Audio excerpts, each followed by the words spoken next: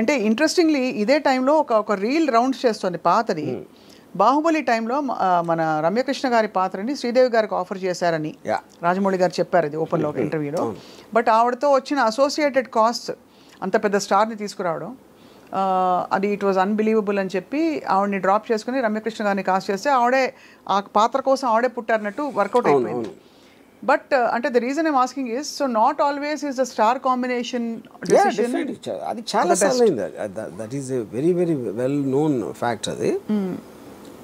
So ఇప్పుడు మీరు cinema start అవ్వకముందుకున్న డెసిషన్కి సినిమా ఫైనల్ ఎఫెక్ట్ ఇప్పుడు చాలామంది శ్రీదేవి గారు ఉంటే అంత వర్కౌట్ అయ్యేది కాకపోవచ్చు అని అంటారు ఇప్పుడు. ఎందుకంటే ఎఫెక్ట్ చూశారు కాబట్టి, ఆల్రెడీ ఫినిష్డ్ ఎఫెక్ట్ చూశారు కాబట్టి యూనో. యా. సో మీరు ఎలా అప్రోచ్ చేస్తారు వర్మ గారు మీ ప్రాజెక్ట్స్ని? మీరు do you look at it like a business are? I have never done film on both cases. నాకు ఎక్సైట్మెంట్ కలిగించిన సబ్జెక్ట్ లాగా నేను చేశాను. ఇప్పుడు ఫర్ ఎగ్జాంపుల్ నేను ఇప్పుడు శివ ఉందనుకోండి, ఆ రోజుల్లో అంటే ఎగ్జాక్ట్గా నేను చెప్పలేను కానీ హాఫ్ అని ఉంటుంది. ఇది మామూలుగా అన్నపూర్ణ స్టూడియోస్ ఖర్చు పెట్టే ఆ టైంలో నేను అది బడ్జెట్ తగ్గించాలన్న ఉద్దేశం కాదు. ఆ సినిమాకి అంతే. నేను ఒక వీధిలో అంటే రియలిజం ఉంటుంది. ఎగ్జిస్టింగ్ ఇరానీ కేఫ్లో తీస్తే బాగుంటుంది. నేను ఇప్పుడు ఇరానీ కేఫే సెట్ వేస్తే మంచి బాగా లైటింగ్ అంతా చేస్తే అది శివాయి అవ్వదు. ఆ దృష్టితోటి నేను budget conscious, not about saving money. We will spend for what is required. Same thing అలాగే సత్య చేశాను. అబ్సల్యూట్లీ లొకేషన్స్ అన్నీ RE2 కెమెరాతోటి కొన్ని సీన్స్ 5-6 ఉన్నారు యూనిట్ మెంబర్లు అంతే. Because to maintain that authenticity. Correct. ఇప్పుడంటే ఎప్పుడైతే మీ దగ్గర ఇంత మార్కెట్లోంచి ఎంత డబ్బులు వస్తాయని ముందే మీకు గ్యారంటీ ఉన్నప్పుడు, ముందే మీరు అనుకున్నప్పుడు you will waste the money. Correct. That is a problem. అది అంటే because somewhere we have annoyingly made a statement. ఇప్పుడు ఒక ఎగ్జాంపుల్ చెప్తాను మీకు. మాజిద్ మెమన్ అని ఇరానియన్ డైరెక్టర్. సో తను చిల్డ్రన్ ఆఫ్ గాడ్ అని ఒక సినిమా తీసాడు. అది ఇండియన్ మనీ వాల్యూలో 40 lakhs తీసాడు సినిమా. యా. అంటే కొన్ని రియల్ లొకేషన్స్, రియల్ పీపుల్. అతను చాలాసార్లు ప్రొఫెషనల్ యాక్టర్స్ని తీసుకోడు అసలు. అది మ్యాసివ్ హిట్ అయిపోయింది ఇంటర్నేషనల్ ఫిల్మ్ సర్క్యూట్స్ అంటే సెలెక్టెడ్ మార్కెట్స్. దాంట్లో ఆల్మోస్ట్ ఈ సేల్స్ కంపెనీస్ అన్నీ కలిసి $40 million రెవెన్యూ వచ్చింది ఆ సినిమాకి.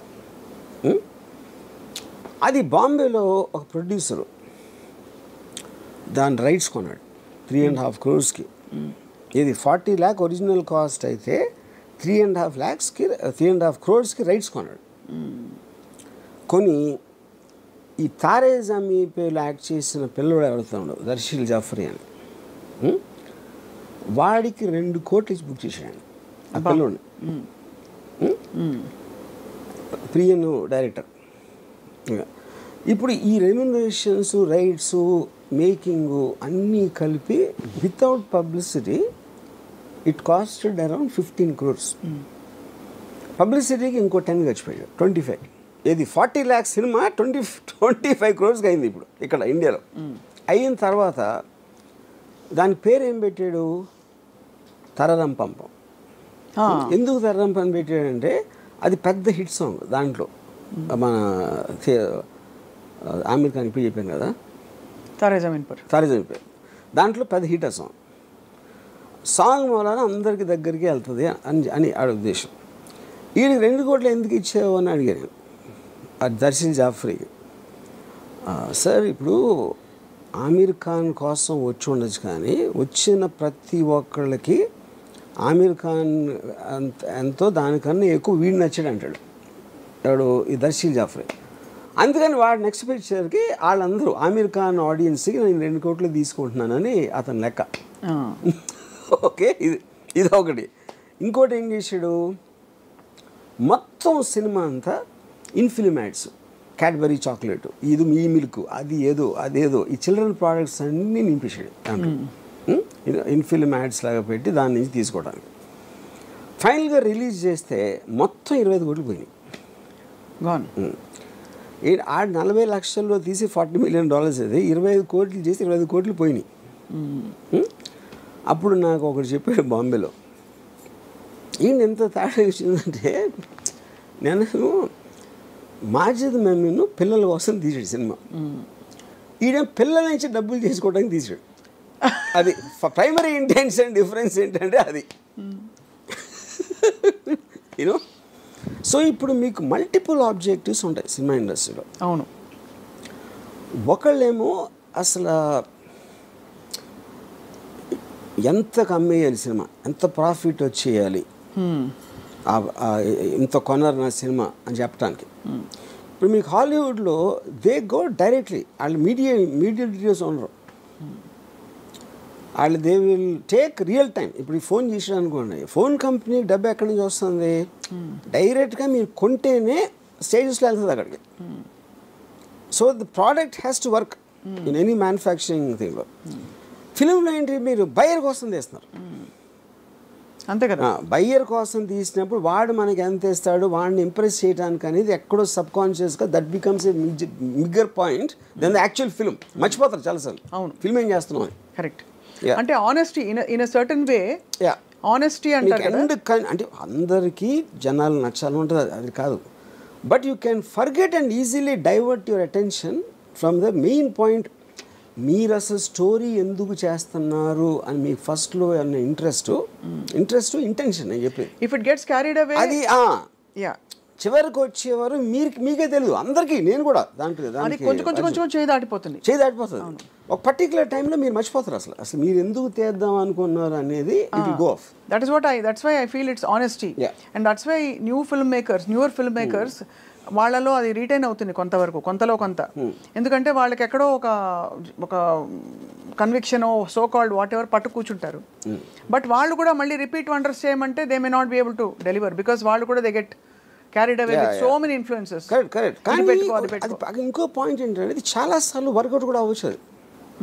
అంటే మీరు ఫిలిం ఎందుకు తీశారు, వాళ్ళు ఎందుకు చూశారు అనే దాంట్లో చాలాసార్లు డిస్కనెక్ట్ ఉంటుంది. ఇప్పుడు for example in Ardh Satya one of the most influential films. అవును, స్మితా పాటిల్, ఓంపురి. అది నేను ఆల్మోస్ట్ ఒక 7-8 సార్లు చూసుంటాను సినిమా. నేను ఆ డైరెక్టర్ని ఒకసారి రెహమాన్ స్టూడియోలో కలిసాను, గోవిందీలో అని. నేను ఆయనతో ఆ సినిమా గురించి మాట్లాడితే ఆయన సినిమాది నాకు చెప్పారు అసలు అది ఫాదర్ సన్ రిలేషన్షిప్ మీద నేను ఇన్స్పైర్ అయ్యి తీశాను, that is what which work. నేను సరే నేను ఉట్టి ఫాదర్ సన్ సీన్లే నేను ఫాస్ట్ ఫార్వర్డ్ చేసి ఉండని చెప్పా. ఇది రిపీటెడ్ వ్యూస్లో. నేను చూసింది రామశెట్టి అని ఒక విలన్ క్యారెక్టర్ మలాను. నిజంగా ఆశ్చర్యపోయాను, ఎందుకంటే ఆయన కూడా తెలియదు కదా, సినిమా అయిపోయింది, రిలీజ్ అయిపోయింది, ఎవరెవరో ఏదేదో చెప్తారు. మెయిన్ రీజన్ దానికైనా నేను అనుకుంటే ఇక్కడ ఇంకో డైరెక్టర్ అసలు నేను ఆ సీన్ కోసమే చూడలేదని చెప్పాను. ఇప్పుడు బ్యాండిట్ క్వీన్ ఎక్స్ట్రాడినరీ ఫిల్మ్ అది, పూలందేవి. అది నా ఉద్దేశంలో ఎలా తీయకూడదు అనే దానికి టెక్స్ట్ బుక్లో ఉన్న దాన్ని రీమేక్ చేశారు తెలుగులో.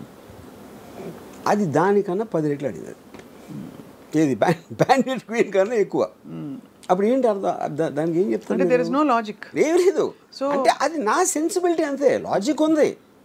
ఆడియన్స్కి నచ్చింది, ఎందుకు నచ్చింది అంటే వాళ్ళు ఈచ్ పర్సన్ చెప్పాలి. మీరు చెప్తున్న దాన్ని బట్టి ఆర్జీవి గారు, ఆడియన్స్ టేస్ట్లు ర్యాపిడ్గా మారుతున్న వాట్ ఎవర్ ఆ ప్రిఫరెన్సెస్ అండ్ ప్రయారిటీస్ని cinema industry most of the time map చేయలేకపోతున్నారు. మ్యాప్ చేయలేక కొన్ని ఇండస్ట్రీకి లీస్ట్ తెలుస్తుంది యాక్చువల్గా, ఎందుకంటే లోపల ఉన్నారు కాబట్టి. అవును, ఆడియన్స్ మధ్యలో ఉన్నవాడికి రిలేటివ్గా ఎక్కువ తెలియడానికి ఛాన్స్ ఉంది. రిలేటివ్లీ అది కూడా ఫుల్గా కాదు, ఎందుకంటే ఆడియన్స్. నేను విజయవాడ నుంచి వచ్చి నేను హైదరాబాద్ మన అనుపూర్ణ తిరుగుతున్నప్పుడు ఇళయరాజా ఎంత పాపులర్ అనేది నాకు స్టూడెంట్గా ఉన్నప్పుడు తెలుసు. ఎందుకంటే మేము షాపులకి వెళ్ళి రికార్డ్ చేయించుకున్నాను క్యాసెట్లో. అక్కడ ఇళయరాజాకి సెపరేట్ బుక్ మెయింటైన్ చేసేవాడు. మిగతా చక్రవర్తి ఇది అది అందరూ కలిపి ఒక బుక్ ఉంటే ఇళయరాజా గారికి ఒక సెపరేట్ బుక్ ఉండేది. అది నేను చెప్తే అనుకున్న స్టూడెంట్స్ షాక్ అయిపోయాడు, వాళ్ళకి తెలియదు అసలు ఇళయరాజా అంత పాపులర్ అని. దానికి కారణం ఏంటంటే ఈ పెద్ద సినిమాలన్నీ కూడా మోస్ట్ ఆఫ్ దెమ్ చక్రవర్తి గారు వీళ్ళు చేసేవారు. ఈ వంశీ గారి లాంటి అంటే ఒక లో బడ్జెట్ సినిమాలు అన్వేషణ ఇలాంటివి వచ్చి ఆ టైంలో అదేదో బాగానే ఉందంట. అప్పుడు దాని కలెక్షన్స్ ఏంటున్నారు కానీ మ్యూజిక్ జనాల్లో ఉన్న పాపులారిటీ గురించి తెలీదు. సో అప్పుడు నేను శివాకి ఇళయరాజా అని ఇన్సిస్ట్ చేస్తే చాలా కష్టమైంది. అంటే చక్రవర్తి ఉన్నారంటే వాళ్ళు ఇళయరాజా అంటే అలా ఉండేది మాట బేసిక్గా. అదే అప్పుడు ఎందుకు అది లోపల ఉన్నప్పుడు వాళ్ళ వ్యూ పాయింట్ వేరు ఉంటుంది, పబ్లిక్లో ఉన్నదానికి. మీరు అప్పటికి బయట ఉన్నారు కాబట్టి మీకు తెలిసింది అది.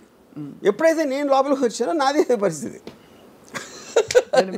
మీరు అట్లీస్ట్ యు హావ్ బీన్, మీరు నచ్చిన సినిమా అది ఏమైనా అవ్వని అనే ఒక నాకు వచ్చింది అది నేను ఇంటెన్షన్తో నేను హిట్ అయిపోవాలి, డబ్బులు సంపాదించాలి, నాకు అవార్డు వచ్చేయాలి అలా అని నేను ఎప్పుడు సినిమా చేయలేదు. అది నా పర్సనాలిటీ ట్రేట్ అంతే, అది తప్ప ఒప్పని కూడా అంటలా. సో ఇప్పుడు ఒక చిన్న జోక్ ఇచ్చాం మీరు పర్మిషన్ ఇస్తే. సో ఆర్టిఫిషియల్ ఇంటెలిజెన్స్ అడిగితే స్త్రీ ఎందుకు ఆడింది అని అది ఇచ్చిన ఆన్సర్ ఏంటంటే దేశం అంతా ఆర్జీవీలా మారిపోతుందని. ఎందుకు ఆర్జీవీ స్త్రీని బాగా చూస్తారు కాబట్టి.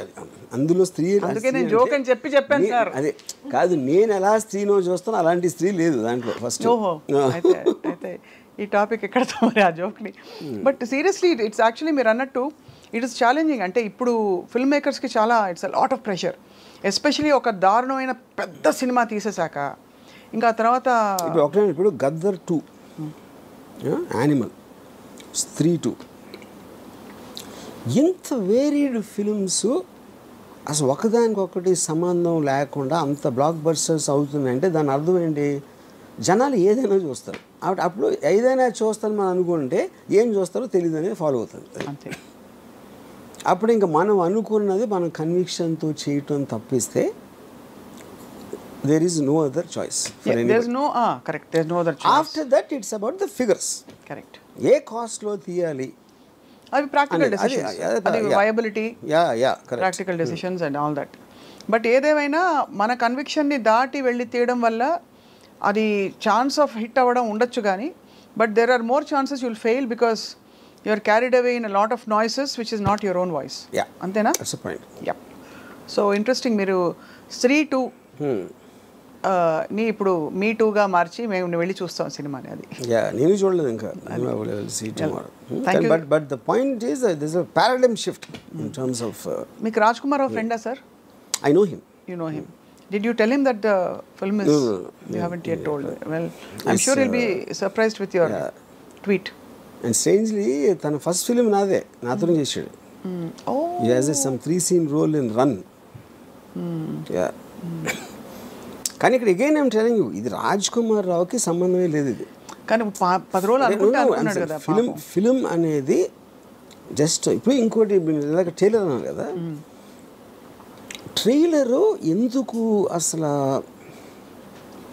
ఏం చూస్తారు ట్రైలర్లు అనేది. ఇప్పుడు చాలా సినిమాలు మీకు 20 million వ్యూస్, 30 million వ్యూస్ వస్తాయి, సినిమాకి ఎవడు రాడు. అప్పుడు అక్కడ ఒక లాజిక్ ఏంటంటే ఇంతమంది చూశారు కాబట్టి వాళ్ళందరూ వస్తారు అని మనం అనుకుంటాం. అంతమంది చూశారు కానీ వాళ్ళు చాలామందికి నచ్చలేదని అప్పుడు అర్థమవుతుంది. అంతేగా. ఇప్పుడు ట్రైలర్ చూడటానికి నచ్చడానికి డిఫరెన్స్ ఉంది కదా. Akshay Kumar highest paid actor in the country అంటారు, నిజమా sir? Akshay Kumar no, it's not more than Prabhas. Prabhas is highest paid. Prabhas I think would be the highest. నాకు సరిగ్గా ఎగ్జాక్ట్గా తెలీదు, but I would believe. Yeah, because దానికి వన్ ఆఫ్ ద రీజన్స్ ఒకటి films, రెండోది దానికి మల్టిపుల్ లాంగ్వేజ్లో మార్కెట్ ఉంటుంది కదా, which Akshay Kumar won't have. Correct, that's true, that makes sense. Yeah, తప్పకుండా. ఈ డార్క్ కామెడీ అండ్ సో ఇప్పుడు హారర్ కామెడీలు విపరీతంగా తీయటం మొదలెడతారు ఇప్పుడు అందరూ. ఇప్పుడు చక్కగా చేతులు కాదు. ఇప్పుడు అంటే మీకు any success is always followed immediately. Yeah, so ఇప్పుడు ఒక మొత్తం ప్రొడక్షన్ ఆఫీసెస్ అన్నిట్లో ఒక డార్క్ గ్లూమీ లైటింగ్, ఎందుకంటే ఆ టోన్లో తీసేది ఇది. ఓహో, 3-2 లైటింగ్ టోన్ అది. మొత్తం లైట్లు హెల్పేసి బ్లూ లైట్ వేసుకుని నాలుగు వేస్తారు. ఏంటి నాలో లేనిది అమ్మాయిలో ఏముంది అని ఆలోచించినట్టు నా సినిమాలో లేనిది ఆ సినిమాలో ఏముంది అని అందరూ ఆలోచించుకుంటూ ధ్యానం చేసుకుంటూ కూర్చోవాలి. నేను యానిమల్ గురించి చెప్పినప్పుడు సందీప్ గారికి చెప్పాను, మొత్తం ప్రొడక్షన్ ఆఫీస్లో మీ డిస్కషన్ రూమ్ ఉంటుంది కదా, ఆ డిస్కషన్ రూమ్లో డెసిషన్స్ తీసుకుంటారు. స్టోరీ ఏంటి, ఎలా ఉండాలి, ఇలాంటివన్నీ జరుగుతూ ఉంటాయి. అప్పుడు వేరే వాళ్ళు వస్తారు. వచ్చినప్పుడు అందులో ఒక పెద్ద మాస్టిఫ్ కుక్క ఉందనుకోండి. ఇప్పుడు మీ కుక్క అంటే మీకు కంఫర్ట్ ఉంటుంది. ఆ బయట నుంచి వచ్చిన వాళ్ళకి ఇంత పెద్ద కుక్క ఏమైనా చేస్తుందా, గబుక్కుని కరుస్తుందా అనే ఒక టెన్షన్ ఉంటుంది కదా. ఆ టెన్షన్లో కూర్చుని దాని మూమెంట్స్ గమనిస్తూ ఉంటారు. ఇటు ఒకటి తిరుగుతూ ఉంటుంది. అలా గమనిస్తున్నారు అయితే. అది అలాగా యానిమల్ అనే సినిమా అది చేస్తాను నేను ప్రొడక్షన్ ఆఫీస్లో. అంతే. వీళ్ళు ఏం డిస్కస్ చేసినా యానిమల్ తిరుగుతూ ఉంటుంది వాళ్ళ మైండ్స్లో. కానీ అలానే అమాంతం ఇప్పుడు వెళ్ళి అంటే రణబీర్ కపూర్ని చూపించినట్టు వాళ్ళు ఎక్కడైనా ఎక్స్ట్రీమ్ సీన్స్ చూపించాల్సిన ఎక్స్ట్రీమ్ సీన్స్ మొలానే ఆడింది అంటే అదే కదా మిస్టరీ ఆఫ్ ఫిల్మ్ ఇండస్ట్రీ. అదే అందరికీ. ఇప్పుడు రీసెంట్గా ఒక డైరెక్టరు హిందీలో హిట్ అయిన సినిమా తీసాడు. దాని కమర్షియల్ ఎలిమెంట్స్ పెడితే ఇంకా బాగా ఆడుతుందని తన ఉద్దేశం. చాలామంది ఏమంటున్నారు, అది పెట్టిన మూలనే మొత్తం స్పాయిల్ అయిపోయింది అంటారు. కానీ అది అయిపోయిన తర్వాత చెప్పొచ్చు ఎవరైనా, ఎవరికి ఇష్టం వచ్చిన వాళ్ళు చెప్తారు. మరి ఆ టైంలో తను అనుకున్నది. ఇంకోటి సినిమా అనేది ఎప్పుడు ఒక్కడి మళ్ళీ అవ్వదు కదా. అవును. హీరోకి నచ్చింది, కనుక ప్రొడ్యూసర్స్ నచ్చింది, అందరూ కలిసి యాక్సెప్ట్ చేసిన తర్వాతే కదా జరిగేది. అది ఏ సినిమా కూడా ఒక్క డెసిషన్ అవ్వదు ఇప్పుడు అంత ఈజీగా, యూనో. సో అప్పుడు ఒకవేళ హిట్ అయిపోయింది అనుకోండి, ఇది అది భలే పట్టాడు రా ఫోన్లో ఉన్నదాన్ని బెటర్ చేసాడు అంటారు.